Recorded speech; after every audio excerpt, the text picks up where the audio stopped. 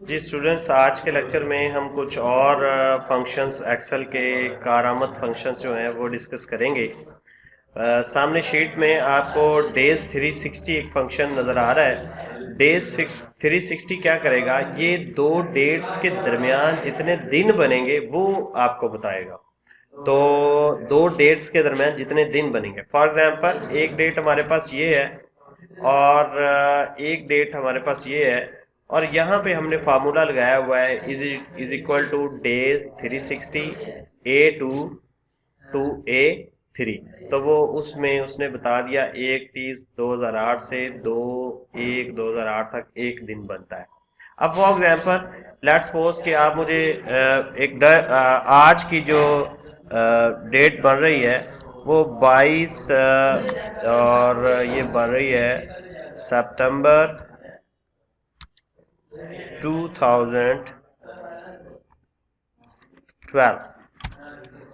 22 सितंबर 2012, और इसको हम यहाँ पे डेट फॉर्मेट दे देते हैं। अब यहाँ पे हम नीचे जो है लेट्स सपोज कि हम डेट ऑफ बर्थ निकाल दें 15/4, और इसमें एक चीज़ का ख्याल रखना है आपने, ये मंथ पहले आ रहा है तो हम मंथ पहले ले आते हैं 15, और ये 1976 ये मेरी डेट ऑफ बर्थ है। अब मैं इन दोनों डेट्स के दरमियान जो है वो देखना चाहता हूँ कि आज के दिन तक मैं कितने दिन का हो गया हूँ। तो उसके लिए डेज 360 जो है वो आप यूज़ करेंगे, इज इक्वल टू टाइप करें, उसके बाद DAYS डेज आपने 360 टाइप करना है, उसके बाद आपने ब्रैकेट डाल देनी है, पहली डेट सेलेक्ट करेंगे आप, कॉमा डालेंगे और फिर दूसरी डेट सेलेक्ट करेंगे और फिर आपने ये ब्रैकेट बंद कर देनी है। अब हम एंटर करते हैं तो ये आ गया 13,117 दिन का हो गया हूँ मैं इस वक्त।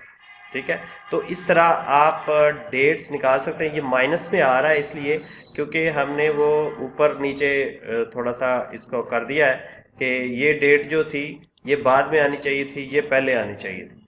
तो अगर ये पहले आएगी ये बाद में आएगी तो फिर वो जो है वो इसको सही निकालेगा। अब फर्ज करें हम दोबारा कर लेते हैं, इज इक्वल टू डेज 360, और फिर हम इसको यहाँ इसको पहले सेलेक्ट कर लेते हैं और फिर कॉमा डाल के और इसको दूसरे नंबर पे हम सेलेक्ट कर लेते हैं। अब जब आप निकालेंगे तो ये इसने सही जवाब 13,117 दिन का हो गया। तो डेज 360 जो है वो दो डेट्स के दरमियान दिन निकालेगा कि कितने दिन बनते हैं, ख्वाह वो डेट जो है किसी भी महीने साल की होगी। और चलें जी आगे बढ़ते हैं। अब हम डे फंक्शन निकालते हैं।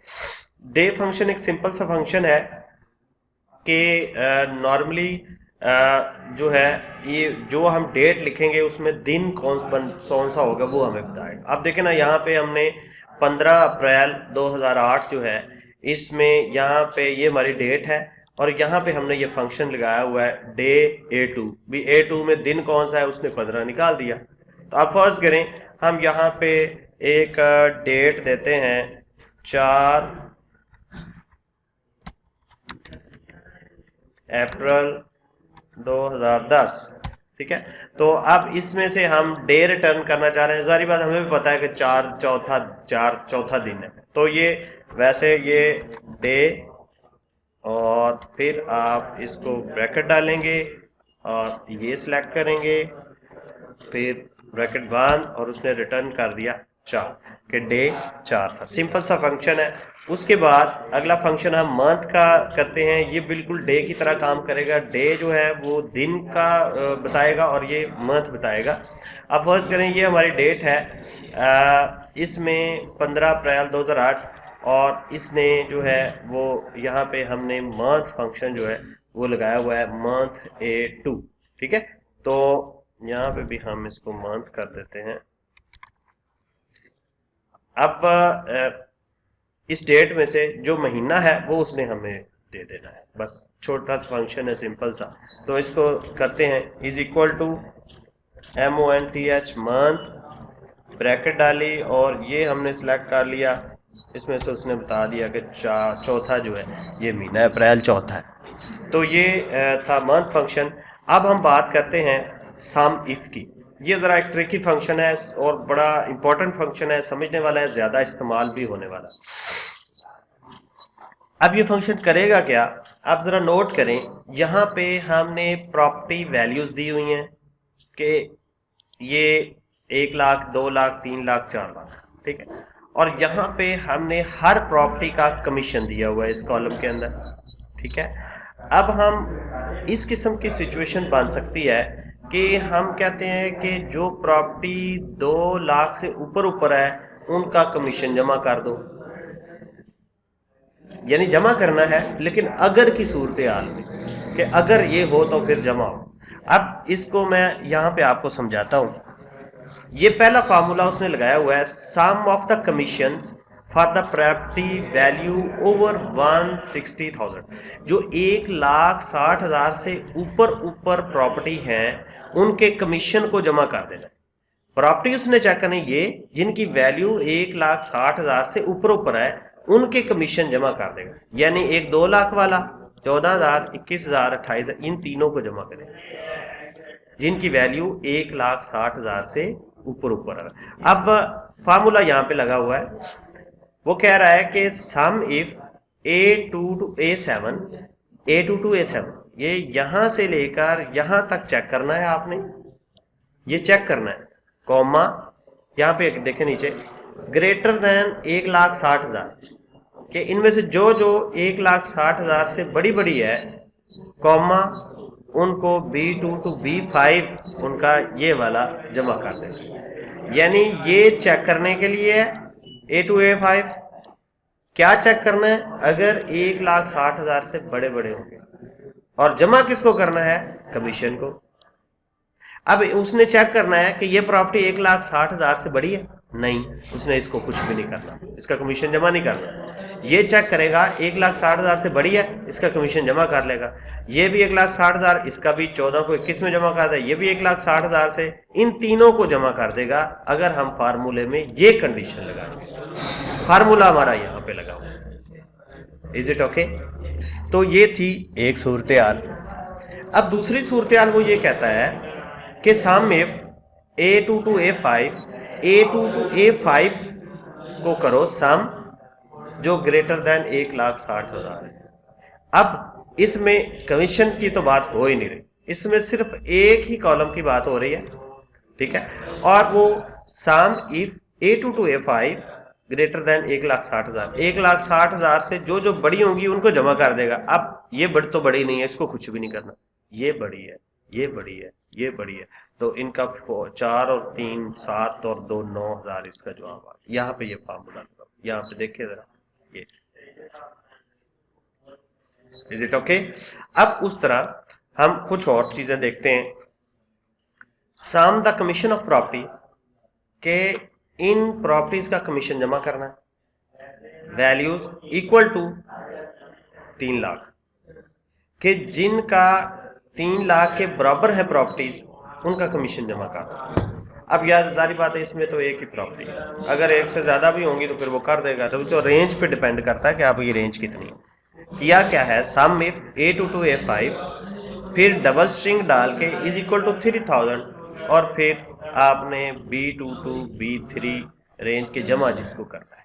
तो ये था जेंटलमैन सम इफ फार्मूला। अब हम लगा के देखते हैं, यही वैल्यूज हम यहाँ पे लगाते हैं, यहाँ पे is equal to sum if, bracket डाल दी हमने, फिर क्या करना है, हमने A2 to A5 यानी ये जो चेक करना है A4 सॉरी ये, तो ये A4 से लेकर A7 तक हम रेंज देंगे, हम इस तरह रेंज सिलेक्ट करके, ठीक है। फिर हम कॉमा डालेंगे, उसके बाद डबल स्ट्रिंग शिफ्ट के साथ आएगा, शिफ्ट के साथ डबल स्ट्रिंग मार्क कीबोर्ड से आप टाइप करेंगे। उसके बाद आपने ये ग्रेटर देन साइन के जो ग्रेटर देन 1,60,000 हैं वो, यानी कि A4 से A7 चेक करना है जो ग्रेटर देन 1,60,000 है। फिर करना क्या है, फिर कमीशन को जमा कर देना। अच्छा, एक चीज का ख्याल रखना, यहाँ पे कॉमा आपने दोबारा डालना है। अब इसको मैं ब्रैकेट को बंद करता हूँ और मैं एंटर कर देता हूँ। उसने 63,000 जवाब निकाल दिया, यानी 14, 21, 28 कमीशन उसने कैलकुलेट कर दिया उन प्रॉपर्टीज का जिनकी वैल्यू 1,60,000 से ज्यादा। ठीक है, तो ये था जनरल में तरीक़ेकार इस फंक्शन को लगाने का, सम इफ को। तो मेरा ख्याल है आपको इसकी समझ आ गई होगी। तो इसी तरह ये बाकी चीज़ें भी आप कैलकुलेट कर सकते हैं इजीली। अब हम बात करते हैं इफ फंक्शन की। ये one of the most important function, अहम फंक्शन और ज़्यादा इस्तेमाल होने वाला कैलकुलेशन में ये फंक्शन है, कारामद फंक्शन है। अब इफ अगर की सूरत हाल होगी कि अगर ये है तो ये नहीं है, अगर ये होगा तो ये होगा। अब इसमें अगर में दो कंडीशंस हो भाई, अगर या तो होगा या नहीं होगा, ये दो चीजें आपने समझनी है कि अगर का जवाब जो है वो या तो हाँ में होता है या ना में होता है, कोई एक कंडीशन लाजमी होगी। ठीक है, जैसे हम ये कहते हैं कि अगर आपके मार्क्स 200 से ज्यादा है, भाई या तो होंगे या नहीं होंगे, दो ही कंडीशंस होंगी ना। तो फिर क्या होगा, देखें यहाँ पे एक मेरे पास छोटी सी असाइनमेंट बनी हुई है, ये नेम है, ये मार्क्स हैं, ये पास फेल हमने कैलकुलेट करना। ठीक है, हम ये कहते हैं कि जिनके 50 से ऊपर मार्क्स हैं वो पास है। अब इसके लगाने का तरीका क्या है, आपने इज इक्वल टू टाइप करना है। ठीक है, आप सबसे पहले कोशिश करें कि फंक्शन से आप इसको लेके आए। इफ टाइप किया, गो टू इफ, ओके। अब वो कहता है लॉजिकल टेस्ट क्या है। लॉजिकल टेस्ट वो पूछ रहा है। हम कहते हैं कि ये जो है खाना, अगर ये ग्रेटर देन है 50 से, क्या है 50 से, तो कर दे पास भी। अगर ट्रू होगी तो ले लिखा है ई वैल्यू इफ ट्रू, हम कहते हैं ये पास कर दे, नहीं तो फेल, नहीं तो फेल, FAIL। तो हम ओके करते हैं, उसने फेल लिख दिया। उसने चेक किया इस खाने को कि अगर E2 50 से बड़ा है तो पास, नहीं तो फेल। अब हम इसको कॉपी करके नीचे लिखते हैं, इसी फार्मूले को कॉपी करते हैं, ये ड्रैग करके नीचे लेके जाते हैं, देखते हैं ये क्या करता है। पास कर दिया क्योंकि वो 50 से ज्यादा था। फिर आगे गए, ये उसने पास कर दिया, फिर आगे गए, ये भी पास कर दिया। तो जो जो वैल्यूज उसने चेक की, अगर तो हैं पास, अगर नहीं तो फेल। ये आपने समझना यहाँ पे कि अगर कंडीशन ट्रू होगी तो ये कुछ होगा, और अगर कंडीशन फॉल्स होगी तो ये कुछ होगा। यहाँ फेल और पास की जगह आप कुछ और भी लिख सकते हैं। लेट्स सपोज यू आर पास। ठीक है, जो कुछ मर्जी लिख लो, वेरी गुड या वर्क हार्ड, जो मर्जी। यहाँ पे जो कुछ यहाँ पे डबल कोटेशन मार्क्स में लिखा होगा वही यहाँ पे डिस्प्ले होगा। आप इसको वर्क हार्ड कर दिया, अब हम इसको नीचे पेस्ट करते हैं तो यहाँ पे उसने यू आर पास। तो ये था जेंटलमैन इफ का जो है वो निकालने का तरीका।